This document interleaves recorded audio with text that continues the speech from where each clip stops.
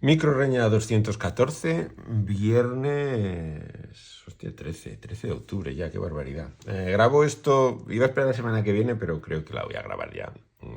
Grabo por la mañana porque me he pillado puente para poder hacer cosas. Y esta tarde me voy a Villanueva, ya sabéis, este festival, jornada de género negro en Villanueva, un pueblo del Pirineo Ostense, que está de puta madre, y que encima este año tiene dos invitados de lujo como son Teresa Valero y Juan Díaz Canales, o sea que vamos a pasar un día excelente. Si estáis por Huesca, por cercanía, estáis en el Pirineo y mañana sábado 14 estáis por Villanueva, pues pasaros, que por la mañana tenemos una charla interesante y la jornada además está muy bien. La segunda cosa que tengo que decir antes de empezar es que habéis visto que la imagen del principio ha cambiado porque el Kibo, ese artista fantástico que tiene... Me acabo de pedir el segundo tomo, que se me había pasado, pero soy un puto desastre, del de autores de cómic, en el primero salgo yo, que es la ilustración que usaba antes al principio, pero ha tenido la gentileza de hacer una ilustración o de modificar o de tunear la ilustración para que la pueda poner como cabecera de las microreñas, con título y todo, o sea que bueno, que le tengo que estar eternamente agradecido. Lo primero, porque me eligiera como uno de los autores de cómic a salir en sus dos fanzines, que cuando me llegue el segundo os los enseñaré los dos. Si queréis un ejemplar, en Instagram es El Gibo, así tal cual como suena, os ponéis en contacto con él y hacéis un bizum y os lo envían de puta madre. Además es un dibujante de verdad extraordinario. Y bueno, nada más, que voy a empezar ya con las microreñas. No sé si... Siempre digo, no me alargaré mucho, luego soy como una puta persiana, así que vamos a ello. Bueno, la primera, cierta confusión, lo siento. 14 rastros de sangre, no sé por qué, en algún momento en mi cerebro me creía que este era el último tomo. No sé dónde he visto...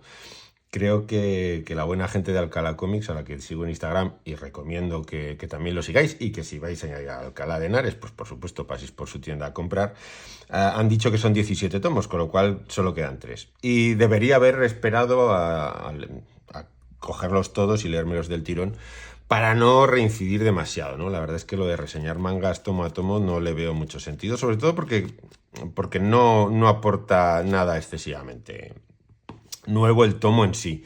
Seguimos con la trama y seguimos con un manga que a base de silencios y de mucho espacio y de muy poco texto, yo creo que hace una visión de la locura absolutamente flipante. Hay un par de escenas aquí, además con distorsión de la realidad, que me parecen... Claro, no sé si es así como se siente la locura, pero me parece increíble cómo lo hace, cómo funciona y cómo transmite sobre todo esa sensación de estar, de que tu cerebro está jugando contigo de alguna manera, ¿no? De que no puedes controlar ni lo que ves, ni lo que sientes, ni lo que te pasa, y que por mucho que la realidad sea una cosa, si tu cerebro decide que sea otra o totalmente opuesta, diferente, o la quiera cambiar, lo va a hacer y te va a condicionar, pues evidentemente sin posibilidad de huir de él. Quizás lo más desasosegante de este tomo sea el texto que hay al final, porque da la sensación de que casi es, no diré que es una biografía del propio autor, pero que sí que todo lo que está narrando está basado en experiencias propias, ¿no? Basado en hechos reales, podríamos decir.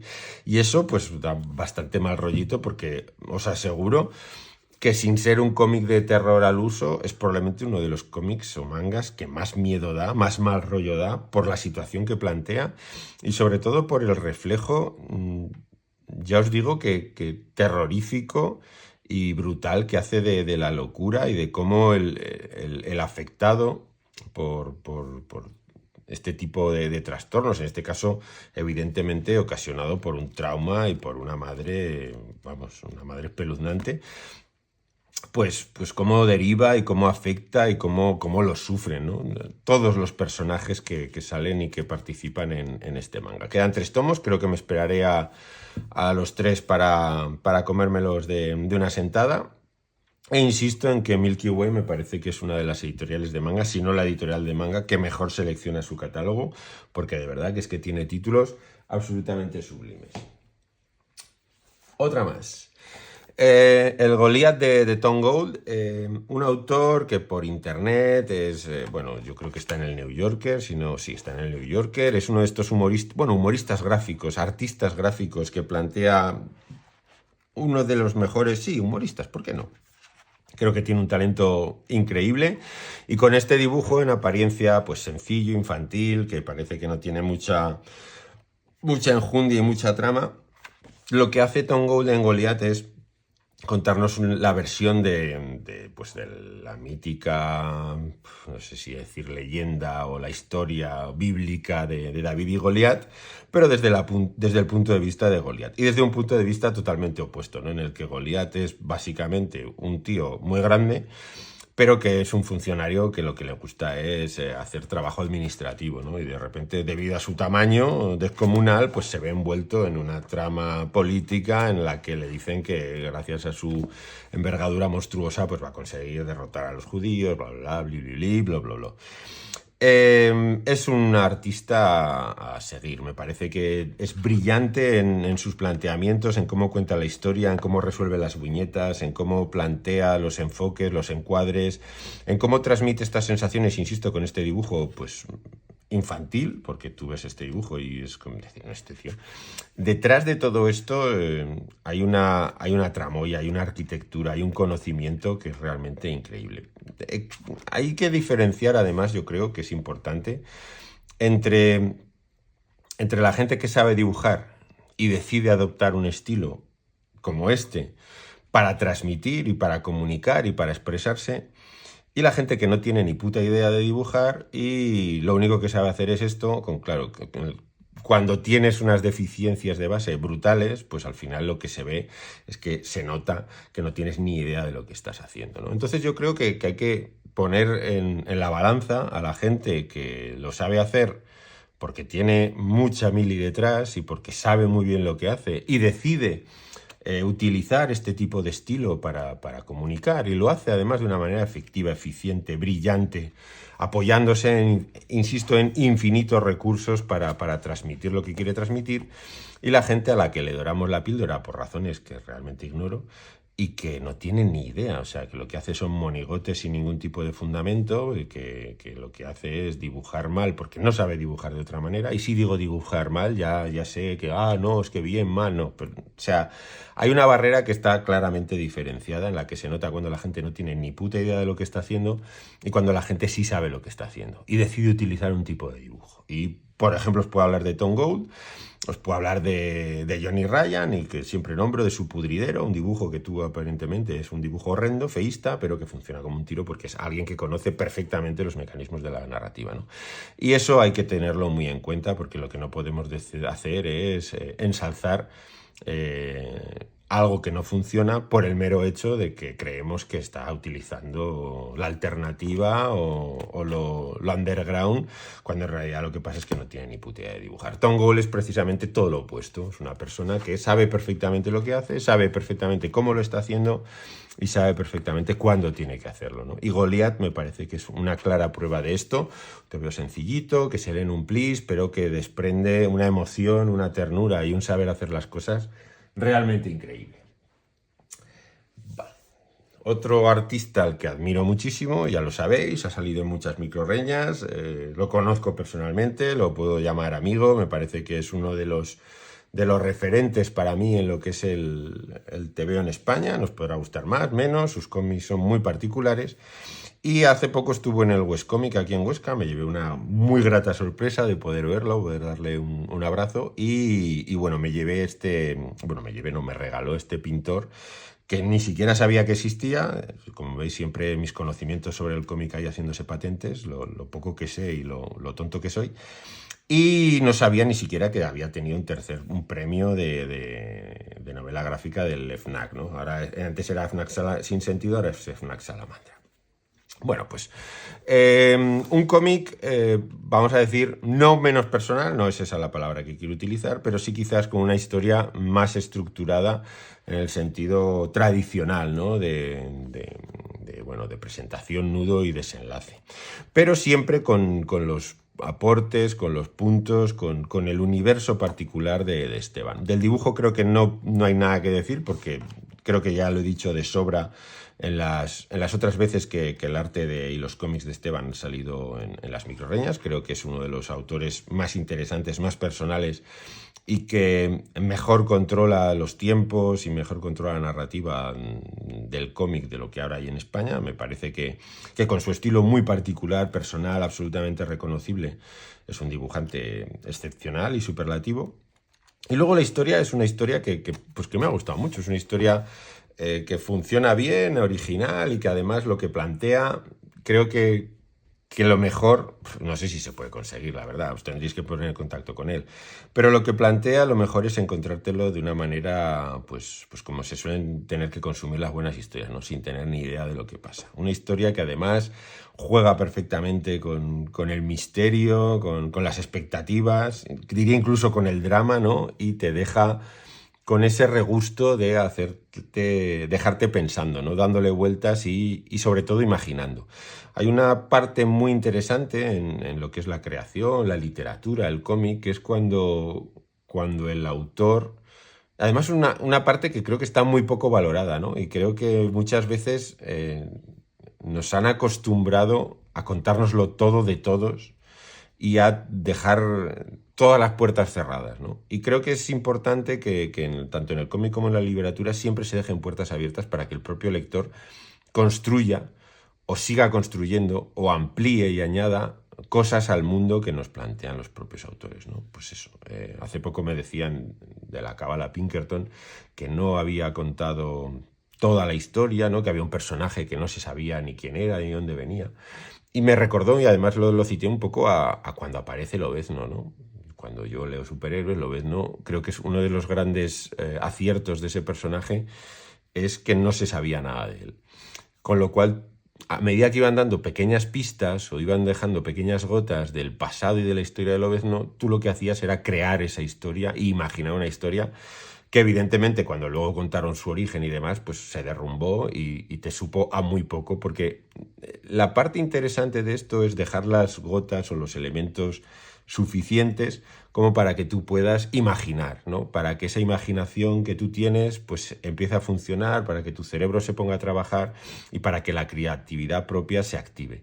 Y me parece que eso es un elemento básico y fundamental de un buen guionista, de un buen artista, de un buen creador de historias. Y en Pintor, Esteban demuestra que lo es, ¿no? Así que cuando os enfrentéis a algo, que no os cabree que no os lo cuenten todo, que no os cabreen que dejen huecos, que no os cabree que abran puertas para que tú mismo puedas crear esa historia de ese personaje, ¿no? Y poco a poco, si eso sigue, si continúa, si hablamos de una serie, puedas ir tú construyendo a medida que los autores o el autor va dejando pequeñas pistas, tú mismo te puedas ir creando la historia como a ti más te convenga. Que creo que eso mola mucho y es muy importante, y sin duda este Pintor lo consigue, así que tarde, porque bueno, el cómic no sé de qué año es, pero tiene ya unos cuantos años.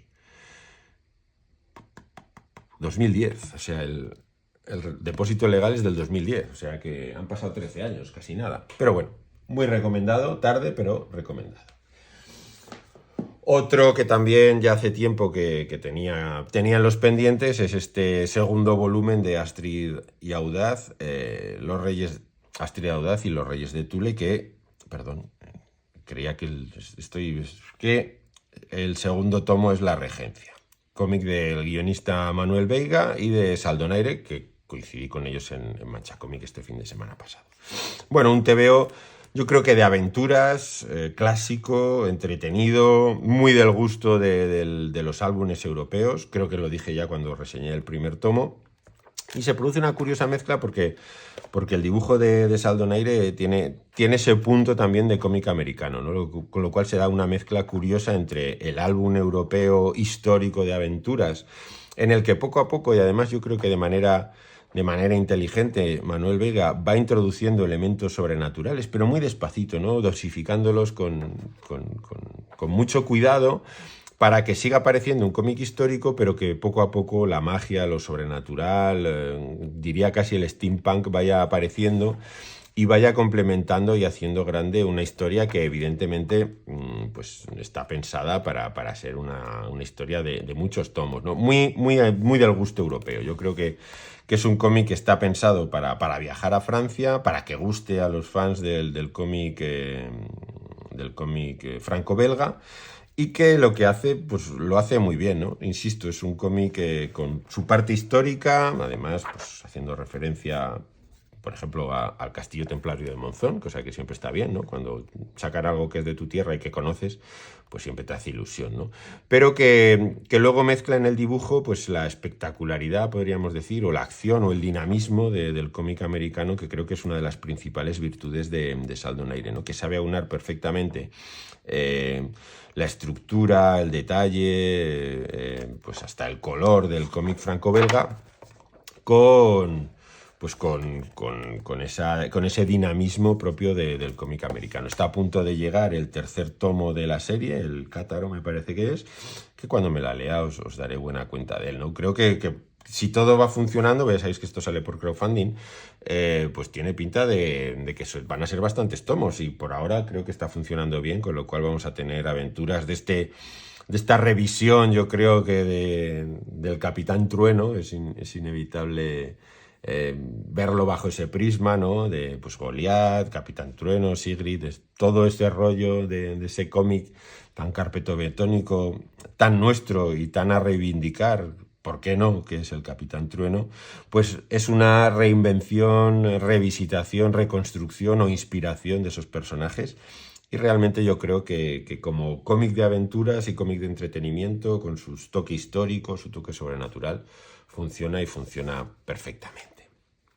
Y acabo con por todo lo alto, ¿no?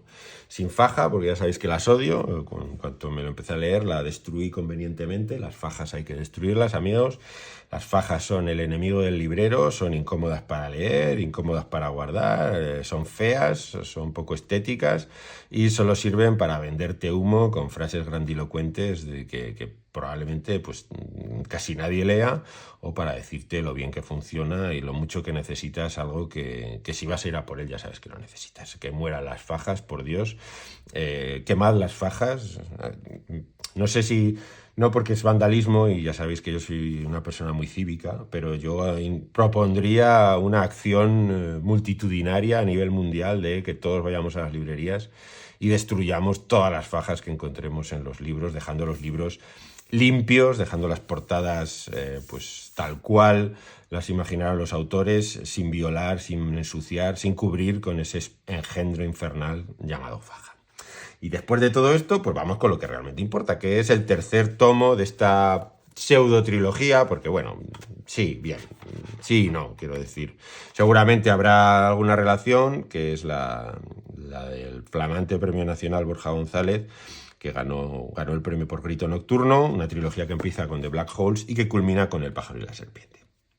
Probablemente, y no lo digo porque haya ganado el premio nacional, ya sabéis que cuando reseñé Grito Nocturno, sí, hablé de que me había dejado, la historia me había dejado como, ¿qué ha pasado aquí? Si no ha pasado nada, no sé a dónde he ido, no sé dónde va, pero me da igual porque el cómic es tan bonito y está tan bien dibujado y gráficamente es sencillamente sensacional, que no voy a meterme en el carro ahora de Borja González, Premio Nacional, yo ya lo sabía, no voy a ser aquí el Joaquín Luqui de turno. Joder, los que sepáis quién es Joaquín Luqui es que sois tan viejos como yo. Bueno, en fin, que El pájaro y la serpiente me parece, para mí, el mejor de los tres. Como siempre, cuando voy a decirle a Wacom que ya me he leído un cómic, no puedo evitar leerme los 2 o 3 primeras reseñas de los lectores y los usuarios de Wacom, ¿no? Y muchas veces me sorprende porque la mayoría de las veces son totalmente opuestas a lo que yo he experimentado con el cómic, ¿no? Me hace sentirme un poco marciano o preguntarme si es que realmente soy yo raro o es que no he entendido una puta mierda, que también es muy posible que sea yo el que tiene ese problema, ¿no? Leí un comentario que decía que no había entendido nada, que era el que menos había entendido, que no sé qué, no sé cuántos. Me parece que es con diferencia la historia más cerrada, mejor construida y mejor contada de los tres. Un cuento de terror, un terror con las influencias que ya sabemos, ¿no? Miñola es mi pastor, nada me falta, y cuando uno bebe de los grandes, pues es que, y lo hace bien, pues es que hay que quitarse el sombrero, ¿no? Y Borja González, desde luego, aquí yo creo que es digno heredero del mignolismo, y yo lo veo dibujando Hellboy o o cosas parecidas, ¿no? Y como digo, un cuento de terror profundamente onírico, como los dos anteriores, en eso no hemos cambiado, y en el que pues estos personajes sin rostro, sin expresión, comunican de una manera increíble, ¿no? En el que el ojo vuelve a ser protagonista indiscutible y cada vez que aparece en el cómic pues marca un poco como un aldabonazo, como una campanada, pues el ritmo de este TVO, insisto, fascinante, brillante, terrorífico y para mí, insisto, flipante. Me pasa un poco como me pasó con Antonio Altarriba y Kim cuando les dieron el premio nacional por el arte de volar, totalmente merecido, un cómic yo creo que fundacional en cuanto a lo que es el TVO español y el nuevo cómic español se refiere. Pero sin embargo, cuando la segunda parte llegó unos cuantos años más tarde, La Rota, la historia sobre su madre, a mí me pareció un cómic netamente superior. A mí me pareció un TVO mucho mejor, un TVO que quizás merecía mucho más el premio nacional que el propio arte de volar, ¿no? Siendo los dos grandísimas obras. Una cosa creo que no quita la otra. Me pasa lo mismo con esto. Creo que el premio nacional a Borja González es merecido.